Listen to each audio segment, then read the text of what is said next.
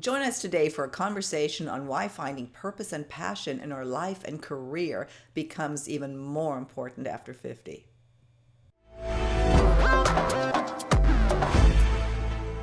Hi, and thanks for tuning back into Second Act TV. We're continuing our conversation with Alise Cortez about living your life to the fullest after 50 and finding purpose and passion in your work.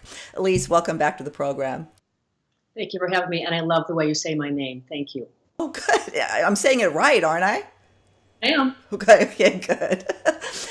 So tell us about your personal story and how you are in this transition of your life. Yes, for me, it's a really fun story to tell. I'm 52 as of just a few weeks ago, and I'm loving my life. And I have had the most wonderful situation happen in that I literally get to, I think, rewrite my life story. In that, about a year and a quarter ago, my husband let me know that he wanted a divorce, and I didn't really know it was coming. It wasn't my idea, but it was a good idea. It was a great idea, and I really applaud him for having the foresight, the awareness to be able to recognize that the relationship was finished, and frankly, the courage to end it when so many people really don't choose to do that. And I told him, I said, when I moved out of the house, I left him a note. And I said, I want to thank you for setting us both free so we can each pursue the lives that we want.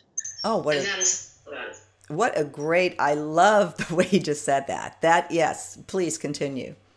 Yeah, it was really a gift, and I really appreciate how it all happened. And it set forth, of course, a tremendous myriad of energy and requirements that it takes just to start a new life again as an adult and as a parent. And there was a lot of stress involved, and of course, all that reinvention. I'm not going to say it was all roses and rainbows to get through the transition. However, what it yielded was this tremendous, beautiful, open pasture of opportunity, just new ways of being, new connections, and frankly, getting to live the life. And there's no more boundaries anymore. I mean, when you're a married person, when I was married, I felt like there are certain things that you had to do and live and be and do this, and I lived in a small corral, if you will, not by his imposition, just my own. And once those barriers were free, suddenly the world looked really like my oyster. Like what else? What don't I want to do? What can I do? And really looking at things from the lens of possibility and what can be. And frankly, just sheer delight. Just, wow, what else is out there? I've had so many people, Silke, tell me, Alise, you have this really wonderful lightness about you. And I think it's because I look at the world through the vantage point of possibility, opportunity, and what really cool thing is around the corner. And oftentimes I'm just amazed and giddy. And when I find that, I'm happy about it. I love, love, love the way that you described it. As a matter of fact, I need to introduce you to another guest on our program, Barry Gold, who has a website called divorcedover50.com.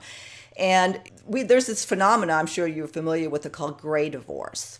And it's about the baby boomer. Are you familiar? You've never heard gray divorce? Oh my gosh, I'm teaching you something. I can't believe it. Gray divorce has been coined as the phenomenon of baby boomers getting divorced. 1 in 4 baby boomer marriages are breaking up.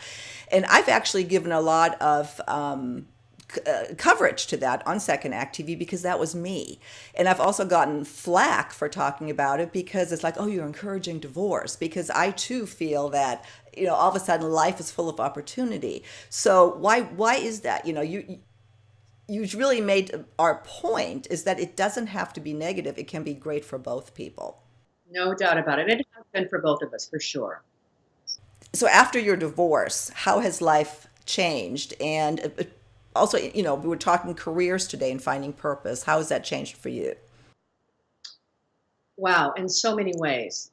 Well, first, what I would say is that it starts with just really a mentality. My mentality is so different. I really live from this place of gratitude now. I'm grateful for everything that's around me. Every encounter that I have with someone in the airport, in a cafe or whatever, that is just magical and mystical. How did that happen?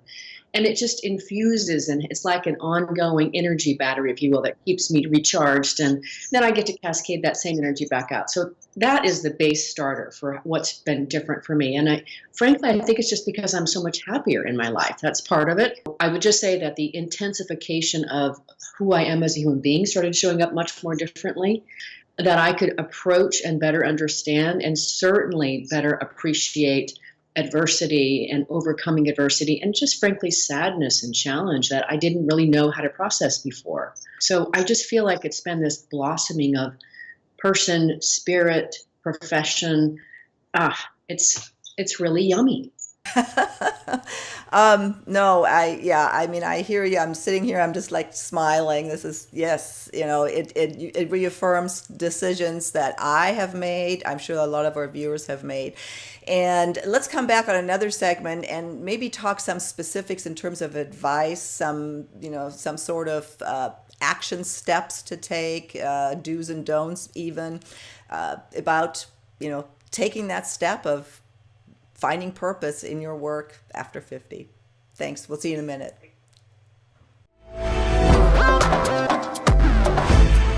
Thanks again for joining us today. If you missed the previous segment with Alise, I've posted it right over here. Also, please be sure to subscribe to our program. Buttons right here. We appreciate your support. See you next time.